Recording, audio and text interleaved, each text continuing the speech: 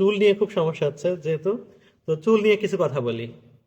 আমাদের দেশের আমাদের বন্ধু বান্ধব থেকে শুরু করে আমাদের বয়সী অনেকেই আছে যারা চুল পড়া বা টাক মাথা হয়ে যাওয়ার সমস্যা নিয়ে আমাকে মাঝে মাঝেই বলে। তো দুঃখের সাথে বলতে হয়, এই চুল পড়ার বেশিরভাগ সমস্যায় আসলে সমাধানযোগ্য না। 90% চুল পড়ার সমস্যা আসলে বংশের কারণে হয়ে থাকে। তার হয়তো বা তার দাদা, চাচা, বাবা বা বংশের তারও পূর্বপুরুষের কারো হয়তো এই চুল পড়ার সমস্যা ছিল, যে কারণে ডিএনএ এর মাধ্যমে তার মধ্যে এই সমস্যাটা চলে আসছে। এই সমস্যাটার সরাসরি কোনো সমাধান এখন পর্যন্ত নাই। তবে এর বাইরে যে কারণগুলো রয়েছে, যেমন চুলে ফাঙ্গাল বা ছত্রাকের আক্রমণ, তারপর চুলের শুষ্কতা বা রুক্ষতা বা অতিরিক্ত তেল তেল ভাব, এই সমস্যাটার কারণে যদি হয়ে থাকে, বা টেস্টোস্টেরন হরমোন যদি শরীরে কম উৎপন্ন হয়ে থাকে, সেটারও কিন্তু সমাধান রয়েছে মোটামুটি। কিন্তু এই বংশের কারণে যে সমস্যাটা, চুল পড়ার সমস্যাটা, সেটা কিন্তু খুব একটা সমাধানযোগ্য না।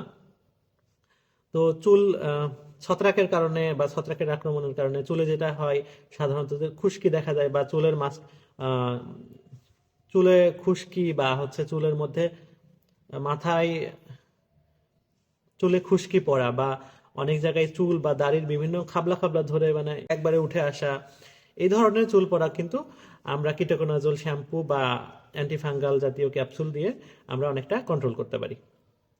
এর বাইরে টেস্টোস্টেরন হরমোনের স্বল্পতার কারণে যেটা হয়ে থাকে, ই ক্যাপ জাতীয় কিছু ক্যাপসুলের মাধ্যমে এটাও আমরা অনেকটা কন্ট্রোল করতে পারি।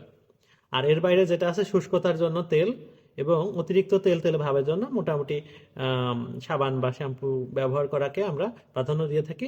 আম, তো অ্যাকচুয়ালি আসলে চুল পড়ার মেইন যে কারণটা, বিশেষ করে মেল প্যাটার্ন ব্যালনেস, যেটা আসলে আম, ছেলেদের যেটা হয়ে থাকে যে মাথার এইখানটাই চুল থাকে না, এদিকে একটু থাকে, এদিকে একটু থাকে, পিছনে একটু থাকে।